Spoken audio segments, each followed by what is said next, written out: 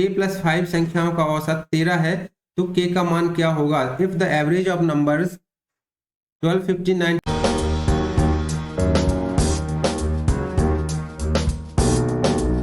होगी। इसी उम्मीद के साथ हम आज आपकी सैनिक स्कूल की नए तैयारी के साथ चालू करते हैं आज की क्लास के वीडियो हमारी प्लेलिस्ट में पड़ी हुई है। लाइव प्लेलिस्ट में जाके आप उसको चेकआउट कर सकते हैं और अपनी प्रिपरेशन कर सकते हैं। बेटा लास्ट जो हमारी क्लास हुई थी हमने उसे मैथमेटिक्स पोर्शन के 26 से लेकर के 40 क्वेश्चन तक सॉल्व कर लिए थे। उसके आगे आज हम कंटिन्यू करेंगे मैथ के 41 क्वेश्चन से। आपसे रिक्वेस्ट है कंटिन्यू रहिएगा और अपने साथ और भी फ्रेंड्स को इंफॉर्मेशन दे दीजिए, शेयर कर दीजिए ताकि वो भी ज्वाइन कर सकें क्लास को। बहुत ही इंपॉर्टेंट क्लास होने वाली, मैथमेटिक्स के इंपॉर्टेंट क्वेश्चन हम लोग सॉल्व करेंगे आज। चलिए हम अपनी क्लास में कंटिन्यू करते हैं। और अभी तक आपने यदि चैनल को लाइक नहीं किया तो लाइक कर दें वीडियो को और चैनल को सब्सक्राइब कर दें। और नीचे टेलीग्राम चैनल की भी लिंक दी गई, उसे भी आप सब्सक्राइब कर लें ताकि आपको वीडियो की और जो भी इंफॉर्मेशन आपको रहती है, पीडीएफ मटेरियल्स होते हैं वो आपको मिल सके। चलिए हम स्टार्ट करते हैं। आज का पहला क्वेश्चन स्क्रीन पे आपको दिया है, 41 क्वेश्चन है जो आपका दिया गया है। 5/9, 4/11 और 7/12 तथा 6/13 भिन्नों में से सबसे बड़ा कौन सा है? यानी the largest among the fractions. आपको इन फ्रैक्शन में सबसे बड़ी फ्रैक्शन कौन सी है ये बताना है। देखिए फ्रैक्शन को बड़ी संख्या निकालने के लिए हमें जस्ट क्या करना पड़ता है, ये डिनोमिनेटर कहलाते हैं, ये न्यूमिनेटर यानी कि अंश और हर कहलाते हैं। हर का भाग हमें अंश में देना होता है। तो 9 का भाग हम यदि 5 में देते हैं तो दशमलव कितना हो जाएगा, 9 5 या 45 यानी 9×45। अभी हम पहली बार में जो पहला राउंड करते हैं उसमें हम केवल एक एक डिजिट तक अंक निकालते हैं। अगली अंक में हम 4 में हम 11 का भाग देते हैं यदि तो दशमलव कितना हो जाएगा, 40 हो जाएगा ये। तो 11×3 33 हो जाएगा। चौथी संख्या क्या दी गई, 7/12 यानी कि 70। तो 12 का भाग यदि हम 70 में देते हैं तो 12×6 72 ज्यादा हो रहा, 12×5 60 यानी 0.5 आएगा। अगली अंक जो चौथी अंक दी गई है, चौथा अंक दिया गया हमें 6/13। बेटा 6/13 दिया गया है तो 13 का भाग जब हम 6 में देते हैं तो ये 60 हो जाएगा। तो 13×65 तो ज्यादा हो जाएगा, तो 13×4 0.4। अब आप देखते हैं कि 0.3 और 0.4 0.5 वाले फ्रैक्शन से छोटे हैं। हमें फाइंड करना है भिन्नों में सबसे बड़ा। तो बड़ा के लिए हम ये दो नंबरों को छोड़ देते हैं और केवल पहले और तीसरे को देखते हैं। तो इसके दूसरे डिजिट निकाल लेते हैं। अब हमने क्या किया था, 9×45 किया था तो 5 बचा 50 में। फिर से क्या बचे, 5 बचे तो फिर से 5 आ जाएगा यानी 0.55 इसका मान आएगा। अगले फ्रैक्शन में यानी 7/12 में पहला अंक आया था 5 तो 12×5 60, 10 बचा था तो 100 हो जाएंगे। तो अब अगली बार क्या आ जाएगा, 12×8 96 यानी 0.8। देख रहे हैं आप 0.58 इन सब में बड़ा है यानी ये किसकी वैल्यू है, 7/12 की। तो हमारा करेक्ट ऑप्शन हो जाएगा नंबर 3। यही इसमें सबसे बड़ी भिन्न होगी यानी सबसे बड़ा फ्रैक्शन हमारा कौन सा होगा, 7/12। क्लियर है। चलिए नेक्स्ट क्वेश्चन कंटिन्यू करते हैं हम। बेटे जो भी बच्चे क्लास के लिए लेट हो रहे हैं प्लीज ज्वाइन करें, फास्ट ज्वाइन करें। इंपॉर्टेंट क्लास है, मिस मत करिए। चलिए नेक्स्ट क्वेश्चन हम देखते हैं। नेक्स्ट क्वेश्चन दिया गया है 13/5 प्राप्त करने के लिए 5/13 में से क्या जोड़ा जाना चाहिए। What should be added to 5/13 to get 13/5। यानी कि देखिए यहाँ यदि हमें 13/5 चाहिए तो 5/13 में हम क्या जोड़ दें, तो हमें क्या करना पड़ेगा, इसमें से हम इसको माइनस कर देते हैं यानी कि 5/13 में से आप क्या माइनस कर दिए, 13/5 को माइनस कर दीजिए। तो आपको मतलब इसमें 13/5 प्राप्त करने के लिए हमें 5/13 में क्या जोड़ दें कि हमारा आंसर क्या हो जाए, 13/5 आ जाए। तो ऐसी संख्या के लिए हमें क्या करना पड़ेगा, देखिए 13/5 में से क्या माइनस कर दें हम, 13/5 में से माइनस कर देंगे 5/13 तो वो संख्या हमें मिल जाएगी। इसका एलसीएम कितना आ जाएगा हमारा, 13×65। अब देखिए 5 इसमें आएगा, भाग देते हैं तो 13 बार जाएगा। 13×65 तो 13×13 कितना हो जाएगा आपके इधर देखिए 169। और ये कितना बचेगा आपका 25 बचेगा। आगे क्या जाएगा इसका सॉल्व करने, 9 से 5 जाएंगी 4 और 6 में से 2 जाएंगी 4 और 1 144/65। तो करेक्ट आंसर आपका क्या हो जाना चाहिए, इसमें करेक्ट आंसर हो जाएगा आपका सी यानी 3 नंबर का आंसर इसमें करेक्ट हो जाएगा। ओके चलिए नेक्स्ट क्वेश्चन देखते हैं हम इसका। बेटा हमारी बहुत ही शॉर्ट क्लास होती है, हम 2 घंटे 1.5 घंटे क्लास नहीं, आध घंटे की क्लास रहेगी। जितने क्वेश्चन हम कवर कर पाएंगे उतनी क्लास आपको करेंगे, ताकि क्लास भी बोर ना हो और आपको भी समझ में आएगा अच्छे से। चलिए नेक्स्ट क्वेश्चन देखते हैं हम। नेक्स्ट क्वेश्चन देखिए, दिया गया इसमें, जसपाल ने एक पुरानी कार 1,18,000 रुपये में खरीदी और 7,000 उसकी रख रखाव में व्यय किया। यदि उसने वह कार 1,40,000 में बेची तो उसका लाभ क्या प्रतिशत क्या होगा? इसमें हमें लाभ प्रतिशत ज्ञात करना है। तो हम उसका टोटल कॉस्ट कितनी, उसकी कितनी लागत हो गई वो फाइंड करते हैं। तो देखिए उसने कितने की कार खरीदी, 1,18,000 की उसने पुरानी कार खरीदी और उसमें लागत में कितने रख रखाव में कितने लगा दिए, उसने 7,000 रखा इसमें खर्च कर दिए। बेटा उसके कुल कितने क्वेश्चन, कितने उसके लागत हो जाएगी, 0 0 0 8 7 15 की 5 1 1 2 और 1,25,000 उसने टोटल खर्च किए। अब देखिए उसने बेची कितनी की है, 1,40,000 रुपए उसने बेची है। तो हम इसमें 1,40,000 जो बेची है यानी कि जो विक्रय मूल्य है उसमें से उसके क्रय मूल्य को हम घटा देते हैं। 1,25,000 में उसने बेची तो उसको देखिए लाभ हो जाएगा इसमें, क्योंकि उसने ज्यादा में बेची है तो उसका लाभ यहाँ पे निकल जाएगा हमारा। तो लाभ बराबर जो हमारा विक्रय मूल्य है और माइनस ये क्रय मूल्य यानी जो उसकी लागत थी। तो 0 0 10 में से 5 जाएंगे 5, 4 में से 2 जाएंगे, इधर बचेंगे 3 में से 2 जाएंगे 1, यानी कि 1,15,000 उसका क्या बच जाएगा, लाभ बच जाएगा। हमें प्राप्त करना है उसका लाभ प्रतिशत। तो लाभ प्रतिशत बराबर क्या हो जाएगा, लाभ प्रतिशत बराबर आपको ये फॉर्मूला याद कर लेना है। लाभ प्रतिशत बराबर हो जाता है लाभ बटे क्रय मूल्य। हमेशा लाभ या हानि जो भी होती है आपकी किस में होती है, क्रय मूल्य में होती है। तो लाभ बटे कितना हो जाएगा, क्रय मूल्य गुणे 100। इसमें आप लाभ आपका 15,000 है तो 15,000 नोट कर देंगे। क्रय मूल्य आपका कितना था, 1,25,000 रुपए ये आपका क्रय मूल्य था इस तरीके से, और 100 में इंटू कर देंगे तो आपका कितना होगा, इसकी वैल्यू कितनी निकल आएगी, 3 शून्य से देखिए 3 शून्य काट दीजिए आप, 2 शून्य यहाँ काट दीजिए, 1 शून्य यहाँ काट दीजिए। अब इससे काटेंगे आप इसको तो आपका आंसर इसमें आपको मिल जाएगा। कितना आपको इसको काटना है, सॉल्यूशन इसका करिए। काटते हैं इसको, देखिए 5 से यदि काटेंगे तो 5 दूनी 10, 5 25, 5 3 15 और 0 0। अब यहाँ से इसको काटते हैं तो 25 1 कम 25, 25 दूनी 50, यानी कि टोटल 12% का उसको क्या हो जाएगा बेटा, लाभ। टोटल 12% का उसको लाभ होगा। इस तरीके से आंसर हो जाएगा हमारा question answer option number 3। Clear है? आप लोग मेरे साथ कंटिन्यू रफ और पेंसिल भी लेके बैठ सकते हैं ताकि और अच्छे से क्लियर होगा। मेरे साथ साथ आप भी उसको सॉल्व करिए, बहुत ही इंपॉर्टेंट क्वेश्चन हैं और ये क्वेश्चन नवोदय विद्यालय और सैनिक स्कूल दोनों भी एग्जामों के लिए बहुत इंपॉर्टेंट है। तो जो बच्चे नवोदय या सैनिक स्कूल या राष्ट्रीय मिलिट्री स्कूल की तैयारी कर रहे हैं वे सभी इस वीडियो को अच्छे से वॉच करें, कंटिन्यू रहे वीडियो पे, इसको स्किप मत करें, आपको बहुत अच्छे समझ में आएगा। बहुत इंपॉर्टेंट क्वेश्चन है बेटा। चलिए हम नेक्स्ट क्वेश्चन देखते हैं। नेक्स्ट क्वेश्चन दिया गया है, समकोण के 10वें भाग के पूरक कोण का संपूरक कोण होगा। इंग्लिश में देखा तो the supplementary angle of the complementary angle of 1/10 of a right angle will be.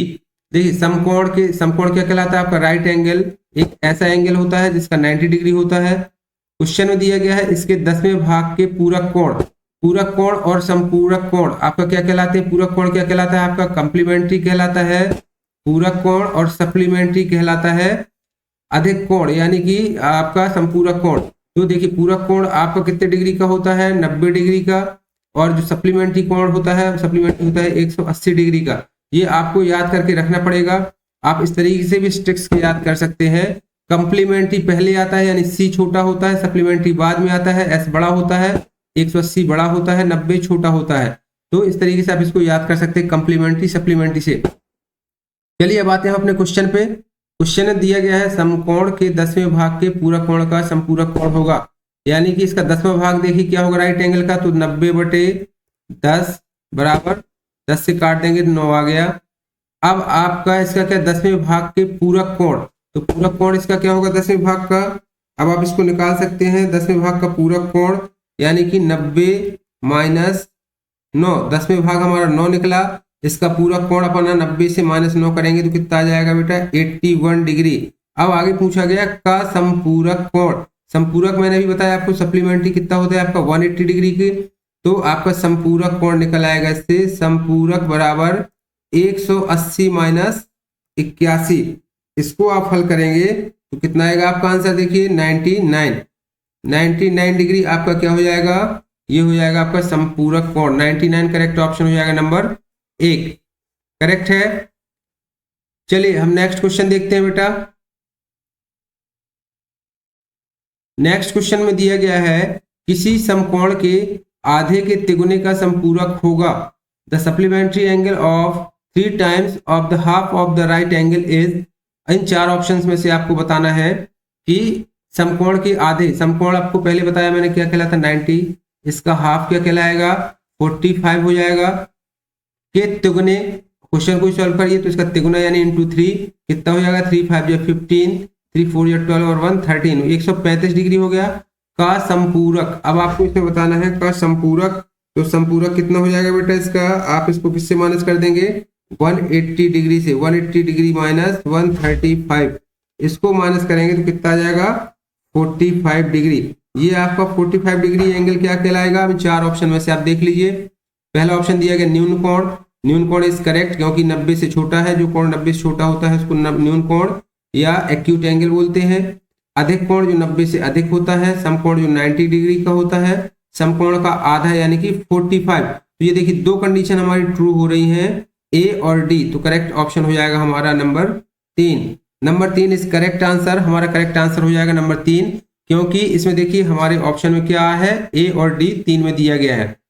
Next question दिया गया है बेटा हमारा, नेक्स्ट क्वेश्चन इसमें दी हुई आकृति में x का मान क्या होगा।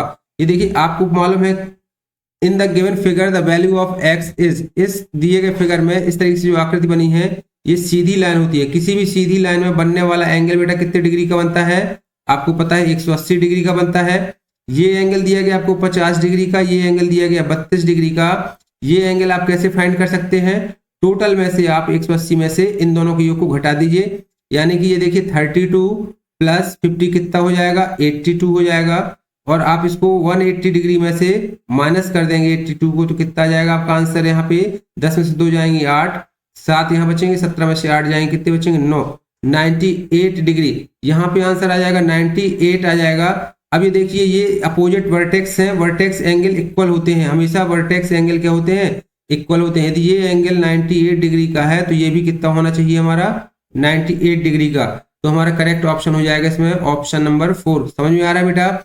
जो भी बच्चे ऑनलाइन है प्लीज अपना कमेंट और करके बताएं, अपना नाम कमेंट कर दें, और कौन से एग्जाम की तैयारी कर रहे हैं, जेएनवी की या सैनिक स्कूल की तैयारी, हम उनके लिए और बेटर से बेटर प्रिपरेशन की तैयारी कराते रहेंगे, और चैनल को सब्सक्राइब कर लें बेटा। चलिए हम नेक्स्ट क्वेश्चन करते हैं।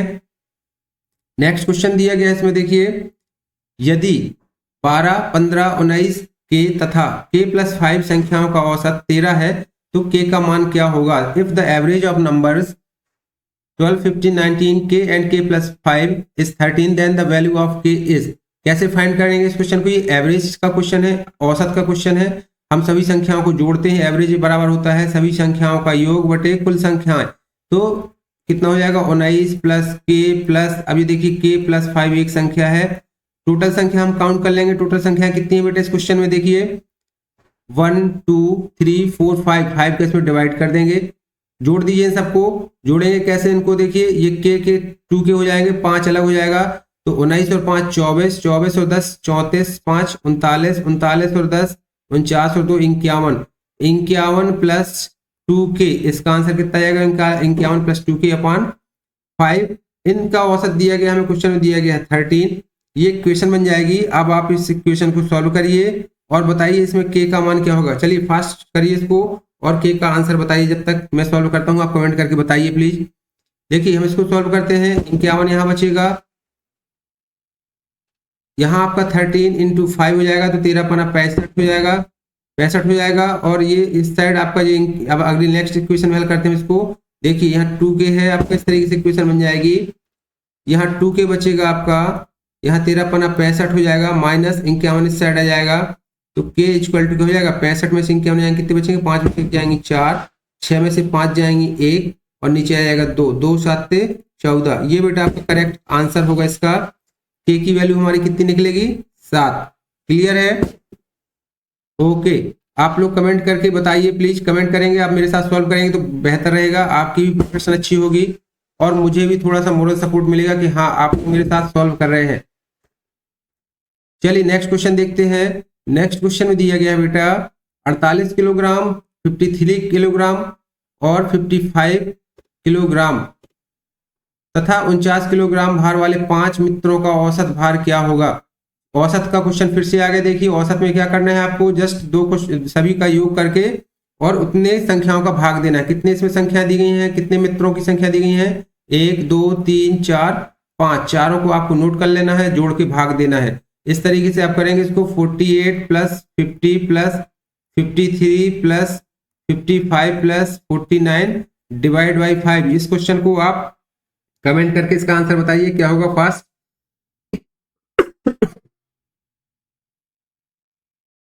चलिए जब तक हम नेक्स्ट क्वेश्चन करते हैं, आप इसको सॉल्व करके कमेंट करके जरूर बताइए। नेक्स्ट क्वेश्चन देखते हैं हम। नेक्स्ट क्वेश्चन दिया गया है, आप कमेंट करके बताइएगा 48 का कौन सा आंसर होगा। 48 कामा लिख के आप आंसर बताइए उसका। जब तक हम 49 क्वेश्चन देखते हैं, देखिए इसमें दिया गया है, नीचे दिए गए कथनों को पढ़ें और सही विकल्प चुनें। दो भिन्न रेखाएं एक से अधिक बिंदुओं पर प्रतिच्छेद करती हैं। दो से अधिक रेखाएं एक बिंदु से होकर जा सकती हैं। क्वेश्चन लैंग्वेज समझ में नहीं आ रही हो तो स्टेटमेंट देखिए। First, two distinct line can be intersect in more than one point. Second statement दिया गया है, more than two lines can pass through one point. बेटा आप समझते हो लाइंस क्या होती हैं, इस तरीके से लाइंस कहलाती हैं। ये एक लाइन है और एक ये लाइन दी गई है, ये डिस्टिंक्ट लाइन है। यदि हम इनको आगे बढ़ाते हैं तो इन फ्यूचर ये लाइन एक दूसरे को क्या करती हैं, इंटरसेक्ट करती हैं। हमेशा इंटरसेक्ट करती हैं जब दो डिस्टिंक्ट लाइन दी गई होती है। लेकिन दो पैरेलल लाइन होती हैं जो एक दूसरे के समांतर होती हैं, वो कभी एक दूसरे को कहीं नहीं काटती, चाहे उन्हें जितना भी बढ़ा दिया जाए। तो देखिए इस क्वेश्चन में पूछा गया है, पहला स्टेटमेंट दिया गया है, दो भिन्न रेखाएं एक से अधिक बिंदुओं पर प्रतिच्छेद कर सकती हैं। तो नहीं, हमारी दो रेखाएं हमेशा सिर्फ एक ही बिंदु पर, देखिए एक ही बिंदु पर प्रतिच्छेद कर सकती हैं। तो ये करेक्ट, ये पॉइंट गलत है। फिर दो से अधिक रेखाएं एक बिंदु से होकर जा सकती हैं। दो से अधिक रेखाएं, यदि एक कोई बिंदु है तो इस बिंदु पर देखिए मल्टीपल लाइन होकर जा सकती हैं। ऐसा कोई प्रतिबंध नहीं है कि एक ही लाइन या दो लाइन ही जाएंगी। तो एक ही बिंदु पर हमारी कई से रेखाएं जा सकती हैं। तो ये करेक्शन हमारा क्या हो जाएगा, स्टेटमेंट 2 सत्य हो जाएगा। तो ऑप्शन इनमें से देखिए हमारा ऑप्शन नंबर 2 करेक्ट हो जाएगा। क्लियर है। चलिए ओके नमन, वेरी गुड वेरी गुड। 48 का 2, चलिए वेरी गुड। चलिए आगे और बताइए कमेंट करके। चलिए नेक्स्ट हम देखते हैं क्वेश्चन नंबर 50। क्वेश्चन नंबर 50 में दिया गया है, यदि हमारी x की वैल्यू कितनी दी गई, 30 दी गई है बेटा, y की वैल्यू 120 दी गई है और 6 ये दिया गया है, तो हमें फाइंड करना है 16 into x upon y plus 5 plus 1। इस इक्वेशन को हमें क्या करना है बेटा, सॉल्व करना है। चलिए इसको सॉल्व करते हैं हम। इक्वेशन हमें दी गई 16 x upon y plus 5 plus 1। हम क्या करेंगे, x और y की वैल्यू इसमें रख देते हैं। तो x की वैल्यू कितनी दी गई है, 30 दी गई है हमें, y की वैल्यू 120 दी गई है, प्लस 5 दिया गया है बेटा। इसको आप इस तरीके से सॉल्व कर लेंगे।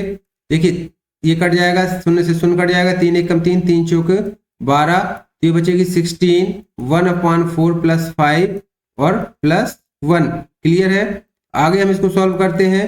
देखिए एलसीएम आएगा इसका 4, 4 एकम 4, तो यहाँ पे 4 ही एक ही आ जाएगा। एलसीएम कितना आएगा इसका, 4 आ जाएगा। तो यहाँ हो जाएगा 1 प्लस यहाँ पे कितना जाएगा 20 प्लस 1। अब इसको सॉल्व करते हैं हम, कितना हो जाएगा ये, देखिए 20 और 1 21 हो जाएगा और यहाँ नीचे 4 बचा है। तो इसको हम सॉल्व करते हैं बेटा। कैसे आएंगे इसका आंसर, इसको सॉल्व करते हैं आगे। चलिए आप भी मेरे साथ इसको सॉल्व करते चलिए, यदि आपको समझ में क्लियर आ रहा है तो।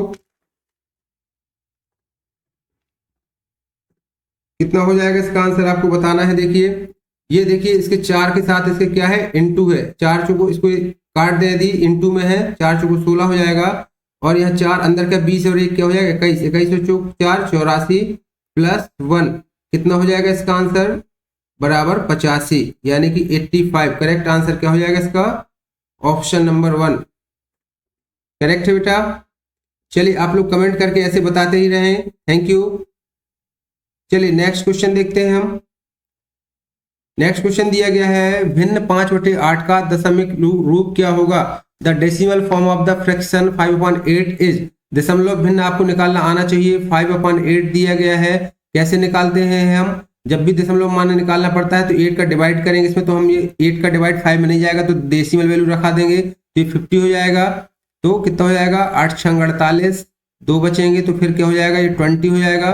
तो 8 दूनी 16, फिर 4 बचेंगे तो 40 हो जाएगा, 8 पंचे 40। इस तरीके से डेसिमल वैल्यू को हम सॉल्व कर लेते हैं। करेक्ट आंसर हो जाएगा इसका 0.625। Option number 3 is correct answer. Clear है, सभी को समझ में आ रहा है? यदि आ रहा है तो यस करके लिखते, यस करके कमेंट करें। समझ में आ रहा है तो प्लीज यस करके कमेंट करें। नेक्स्ट क्वेश्चन है हमारा, क्वेश्चन दिया गया देखिए 52। 21 से छोटी सभी अभाज्य संख्याओं का योग है। The sum of all prime numbers less than 21 is. अभाज्य नंबर ऐसी संख्याएं कहलाती हैं जिनके फैक्टर या तो एक होता है या वो नंबर इटसेल्फ होता है। आपको मालूम होना चाहिए प्राइम नंबर या अभाज्य संख्या क्या कहलाती है। ऐसी संख्या होती है बेटा जो जिनका फैक्टर एक होता है या वो संख्या सेल्फ होती है, वही प्राइम नंबर कहलाती है। सबसे छोटी प्राइम नंबर 2 होती है। तो हम देख लेते हैं 21 से छोटी सभी प्राइम नंबर, देखिए नोट करते हैं। 2 है, 3 है, 5 है, 7 है, फिर इसके बाद 11 है, 13 होगी, 13 के बाद कौन होगी? 15, 16 नहीं होगी, 17 होगी, देन उसके बाद 19 होगी। ये हमारी 21 से छोटी, 21 से छोटी लिखी तो ये सभी हमारी क्या हो जाएंगी? 21 से छोटी प्राइम नंबर हो जाएंगी। अब पूछा गया सभी छोटी संख्याओं का, अभाज्य संख्याओं का योग, यानी कि इनका टोटल क्या होगा। इन सबको आप टोटल करके बताइए मुझे कमेंट करके, क्या होना चाहिए इन सबका टोटल। करेक्ट आंसर वही होगा। यदि इन चारों में नहीं है तो हमारा ऑप्शन नन ऑफ दीज होना चाहिए था। तो हम इसको टोटल करते, देखिए 9, 9 7 16, 3 19, 1 20, 20 7 27 और 5 32 और 3 35 और 2 35 और 2 37 का 7 हासिल आया 3, 3 और 1 4, 4 1 5 6 7 7, इस तरीके से 7 77। ये देखिए ऑप्शन क्या आएगा हमारा इसका। ऑप्शन करेक्ट ऑप्शन हो जाएगा इसमें नंबर 1। आप भी इसको करेक्ट करके आप जोड़ के देख सकते हैं क्या आंसर आ रहा है। यदि 77 आ रहा है तो करेक्ट आंसर है। चलिए नेक्स्ट क्वेश्चन देखते हैं। नीचे दिए कथनों में से कौन सा कथन सही नहीं है? क्या पूछा गया? सही नहीं पूछा, सही नहीं है। ये जो स्टेटमेंट दिए गए हैं, which of the following statements are not correct? Composite number are always even, prime numbers are always odd, sum of two prime number is always prime, product of two composite number is always composite. Hindi में देखिए पहला point दिया गया है भाज्य संख्याएं सदा सम संख्याएं होती हैं। भाज्य संख्याएं देखिए आपकी कौन सी कहलाती हैं? ऐसी संख्याएं जो 2 या 2 से डिवाइड हो जाती हैं तो भाज्य संख्या कहलाती हैं, कंपोजिट नंबर कहलाते हैं। यानी कि ये इवन नंबर कहलाते हैं, लेकिन भाज्य संख्याएं ऐसी होती हैं जिनके 2 से अधिक मल्टीपल होते हैं। यानी किसी संख्या के 2 से अधिक मल्टीपल होते हैं तो वो कंपोजिट नंबर्स होते हैं। तो सदा सम संख्याएं होती हैं। तो ये संख्याएं आप देखिए कोई भी, जैसे 3 है, 5 है, इसका फैक्टर 15 है, तो 5 3 15 कितना आया? 15 आया। तो क्या ये सम है? क्या नहीं है। तो ये पॉइंट भी सही नहीं है। अभाज्य संख्याएं सदा विषम संख्या होती हैं, यानी कि जो प्राइम नंबर होते हैं क्या वो हमेशा विषम संख्याएं होती हैं? अभाज्य संख्याएं। तो देखिए 2 सबसे छोटी क्या है? प्राइम नंबर है, लेकिन ये सम विषम संख्या नहीं है, ये तो सम संख्या है। तो ये भी ऑप्शन हमारा गलत हुआ।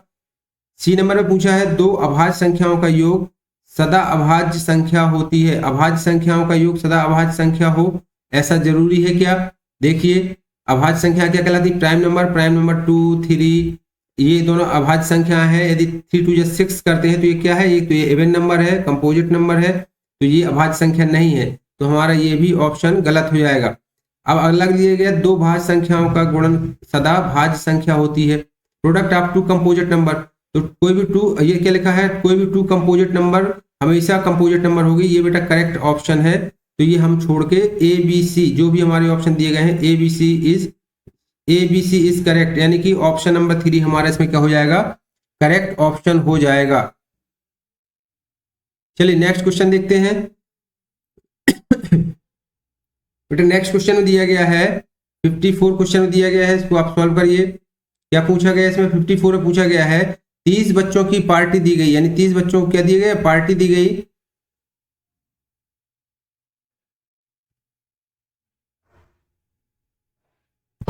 चलिए इसको सॉल्व करते हैं।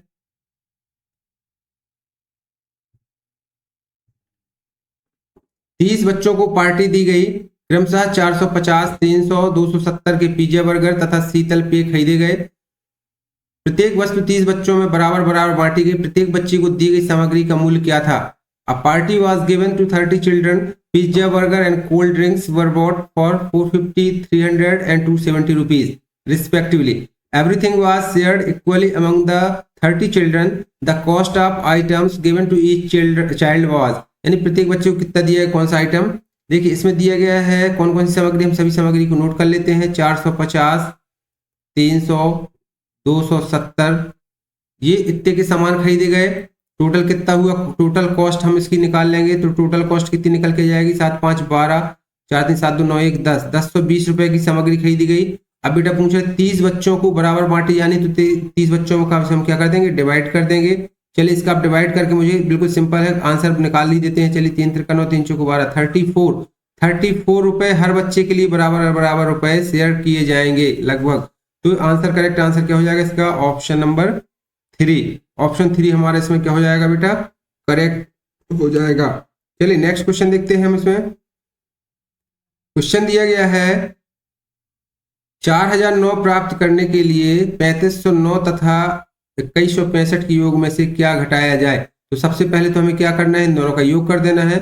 योग करते हैं, देखिए तो कितना आ जाएगा इसका, 5 और 9 5 14 की 4, असलाई 1 6 1 7 हो जाएगा, 1 5 1 6 हो जाएगा, 2 इन 2 5 हो जाएगा, 5674 हो जाएगा। अब ये हमें यदि प्राप्त करना है, इतना प्राप्त करना है तो इसमें से हम क्या कर दें, इस योग में से इसको घटा दें। तो 4009 को हम इससे घटा देते हैं तो हमें इससे आंसर मिल जाएगा।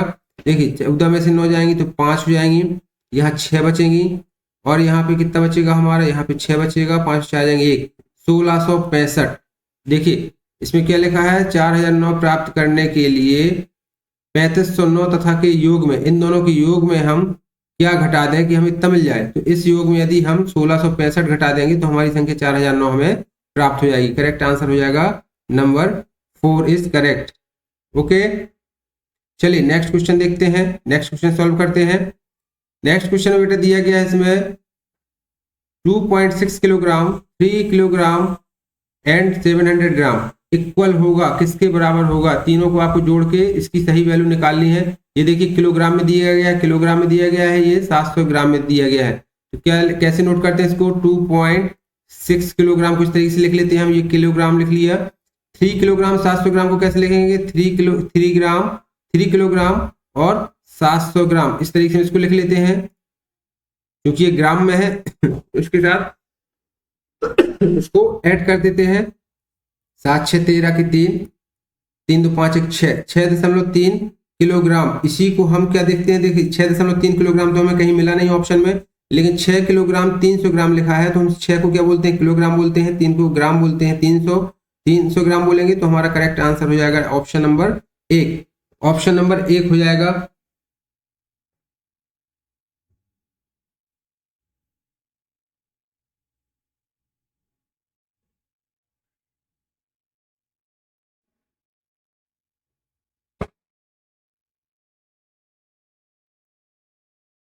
ओके ओके सनी कुमार जी पूछ रहे हैं, नमन वाईटी गेमर सर किस नंबर से करा रहे हैं। आई डोंट नो ये कौन से नंबर से करा रहे हैं बेटा, इनके क्वेश्चन का क्या पूछ रहे हैं आप बताइए। नमन इनका जवाब दी हो तो इनको ऑनलाइन जवाब दीजिए, आप कमेंट करिए, इनको बताइए क्या पूछ रहे हैं ये। चलिए आप इनसे पूछिए कौन से क्वेश्चन से आप जवाब दे रहे हैं, करेक्ट या नहीं ये नहीं बता सकता। चलिए नेक्स्ट हम देखते हैं। नेक्स्ट क्वेश्चन है हमारा, एक ठोस घनाभ इसकी सीमाएं 3 सेंटीमीटर गुणे 8 सेंटीमीटर 9 सेंटीमीटर को पिघलाकर एक घन बनाया गया, घन की भुजा है। देखिए घनाभ क्या कहलाता है, क्यूबाइड। इंग्लिश से पूछा गया है the side of A cube form by melting a cuboid with this dimension of 3 centimetre 8 centimetre and 9 centimetre. कैसे निकालना है इसको, एक घनाभ दिया गया है आपको, क्यूबाइड दिया गया है जिसकी साइड्स क्या दी गई, 3 इंटू 8 इंटू 9 सेंटीमीटर दी गई हैं। इसको पिघलाकर एक घन बनाया जाना है। तो देखिए इसका हम क्या निकाल देते हैं, वॉल्यूम निकालते हैं। तो कितना हो जाएगा, 8 3 24 24 और गुणे 9, यानी 24 गुणे 9 करेंगे तो कितना आ जाएगा, 9 चौको 36 9 दूनी 18 3 21, 200 सेंटीमीटर क्यूब हो जाएगा। ये देखिए इस क्यूबाइड का क्या निकला, वॉल्यूम क्या निकला, 216 सेंटीमीटर क्यूब। अब पूछा गया है इसको पिघलाकर एक घन बनाया गया, उस घन की भुजा क्या होगी, यानी साइड क्या होगी। तो देखिए घन का आप देखते हैं क्यूब, जो क्यूब होता है या घन होता है, घन का वॉल्यूम क्या होता है, साइड इंटू क्यूब, यानी भुजा की घाते 3। तो इसकी भुजा की हम निकाल लेते हैं, हमारा 216 बराबर क्या है, भुजा की घात 3 अब 216 का क्यूब क्या होता है आपको मालूम, 6 होता है, 6 6 36 6 के 216, तो 6 का क्यूब नोट कर लेंगे बराबर भुजा का क्यूब। इस तरीके से आप इसको नोट कर सकते हैं, क्यूब से क्यूब कट जाएगा तो भुजा बराबर कितनी निकल आएगी 6। करेक्ट आंसर हो जाएगा ऑप्शन नंबर 1।